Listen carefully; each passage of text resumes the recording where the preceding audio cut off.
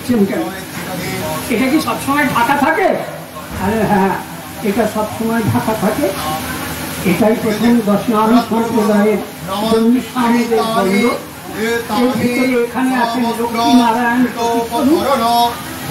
নিয়মিত এই দণ্ডের পুজো করতে হয় এবং মনে রাখতে হবে আমাদের বৈষ্ণব সম্প্রদায়ের বাংলার প্রথম প্রতিষ্ঠাতা শ্রীকৃষ্ণ চৈতন্য ভারতীয় দশনামী সন্ন্যাসী, তিনি সন্ন্যাসকালীন এই দণ্ড পেয়েছিলেন। আর নিত্যানন্দ মহাপ্রভু ওনাকে আটকিয়ে রাখার জন্য, প্রেম ভক্তি প্রচারের জন্য ওনার দণ্ডটা ভেঙে দিয়েছিলেন। আছে তো বাবাজি চৈতন্যকে? যার জন্য আমার গুরুদেব দণ্ডী স্বামী, যিনি কাশী কামরূপ মঠের বানেশ্বর আনন্দ তীর্থ মহারাজ, উনি খুব দুঃখ করতেন। আমি এটা পেয়েছিলাম 2010-এ কুম্ভ মেলায়, 10 বা 12 এই সময় যে কুম্ভ মেলাটা হয়েছিল হরিদ্বার। কিন্তু তখন আমি ছিলাম আমার এলাকায় ক্যারাটে মাস্টার নামে পরিচিত।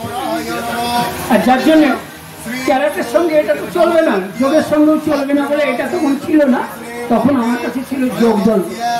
আমার শিষ্যরা যারা আমার কাছে যোগ সন্ন্যাস নেয় তাদের জন্য তেজবল লাঠি আর কুণ্ডলিনী জাগরণ হলে আমার কাছে আরেকটা লাঠি দেখতে পাবেন, আপনারা অনেকেই দেখেছেন বা যারা আমার ইউটিউব দেখেছেন তারা জানেন যে একটা সর্পাকৃতি লাঠি আমার হাতে থাকে, সেটা হলো কুণ্ডলিনী দণ্ড। আজকে যেহেতু একটা শ্রাদ্ধানুষ্ঠানে আমাকে আসতে হয়েছে, যার জন্য আমি দশনামী সম্প্রদায়ের আমার যেটা পাওনা, আমি যেটা খুব শীঘ্রই আবার গুরুদেবের কাছ থেকে চেয়ে নিয়েছি, আমার ব্রহ্মলীন গুরুদেব বানেশ্বর আনন্দ তীর্থ মহারাজের কাছ থেকে সেই দশনামী দণ্ডটা আমি নিয়ে এসেছি।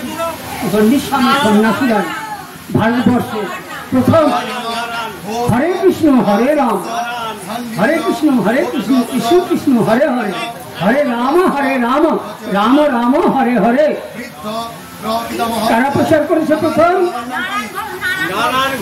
একজন দশনামী সম্প্রদায়ের দণ্ডী স্বামী সন্ন্যাসী ভগবান শ্রীকৃষ্ণ চৈতন্য ভারতী।